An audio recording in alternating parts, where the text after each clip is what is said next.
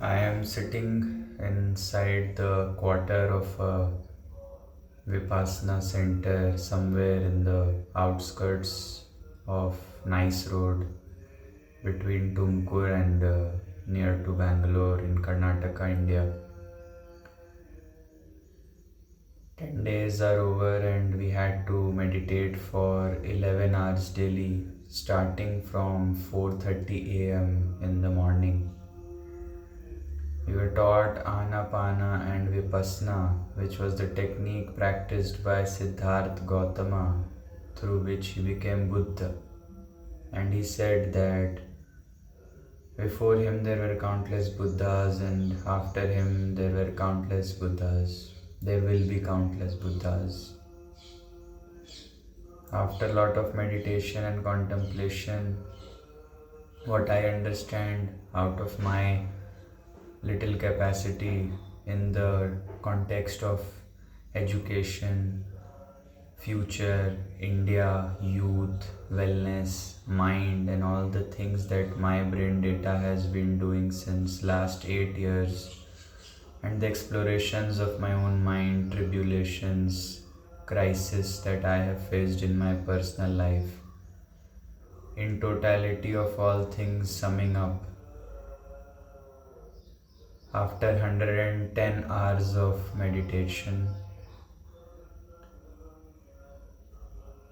I understand that the future of India is bleak, is in crisis and under threat in context of artificial intelligence,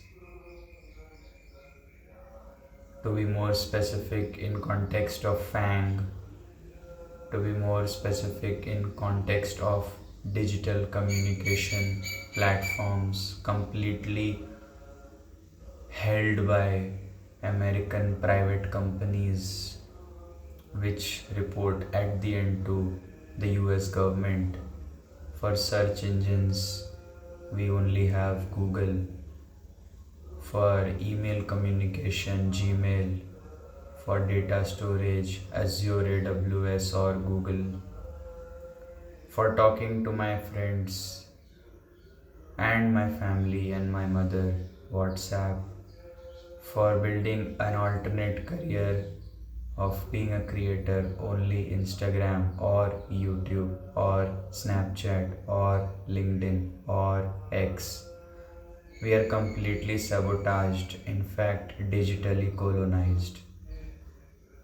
In other fields of AI and digital infrastructure, for example, any fintech, any edtech, any UPI kind of interfaces, we are still in safe hands.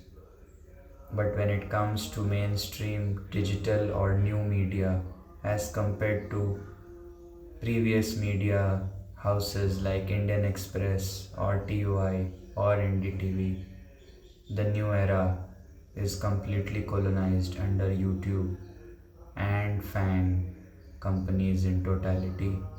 In fact, it goes up to Starlink and Google Satellite, and the need for India's private sector to build their own data servers, to build their own cloud storage, instead of just coming on Shark Tank or doing collab reels on an American platform like Meta or Google. Russia, China, and South Korea, amongst many other countries, have their own search engines. Zandex, Naver, Kakotalk, which have proven to be an alternative to break the monopoly. In the Indian market, we are completely being programmed. And this is the second part of the crisis, where the Indian youth, Indian families, young families of tier 3, tier 2, getting married, having babies of 5 years, 10 years, make reels or watch reels daily, are under a great mental health crisis and are under great crisis of things like digital dementia, things like ADHD, things like brain fog, and other mental health conditions mentioned in the DSM 5 protocol of the psychologists. The screen time has taken over, and the algorithms are making our vision more narrowed, with main echo chambers and narratives being fed to us. We don't speak our original thoughts, we have now become mouthpieces of narratives and of influencers who push the narratives and the campaigns. In the age of creation, when the world has free internet, when the world has power of communication and digital access, Indian youth and Indian market in the field of communication and new media. And it is also imperative to acknowledge the role of digital marketing agencies, ad agencies who are pushing and using this opportunity, the marketeers, instead of having a long term vision of building our own infrastructures. India is under a digital communication crisis, and the Indian youth is under a mental health crisis. By 2030, things will get worse and worse. Relationships will break. People will not be able to survive radical technology changes in the hyper VUCA world. And we will not have a good old age if we don't change the narrative.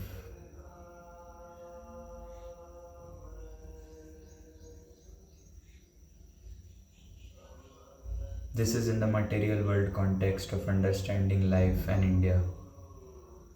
In the other aspect of understanding our spiritual existence, our karmic existence, breathing, having sense organ control, regulating information overdose, content overdose to our mind is very, very critically important at the moment. We need some exit or 10-day, 5-day, 2-day plan of action every month where we can detox information overdose, narrative overdose on our brains, on our subconscious. We can have some sort of content fasting, and we can have some sort of substance fasting. Watch all our five sense organs, clean them, sharpen our mind, and then return again back to the normal world to work. This balance of being in the material world while having an alternative measure to detox, cleanse our sense organs, and be free from the mind, not just free thought, but also have free will to think of what we originally want to think, not what we have been fed in the last 5 hours of scrolling, rather doom scrolling, reels or shorts. We need to take the digital communication crisis and mental health crisis seriously as soon as possible. Otherwise, by 2030, India will not have a good future. We will be seeing very bad things, suicides, and anybody who goes to social media will be sad, lost, jobs will not be there, will be dependent on Instagram to dance as per their trends. Lastly, Mr. Narendra Modi has claims by 2047 India will be a developed nation will become a lie soon, because after almost 17 or 25 years he may not be alive, but by saying this he may have got his chance in the third term, but by then we will suffer and regret what he did, and the politicians will again play the blame game. Surely this is the best time, can be called Amritkal supposedly, if we try to take it seriously, otherwise 2047 is a lie.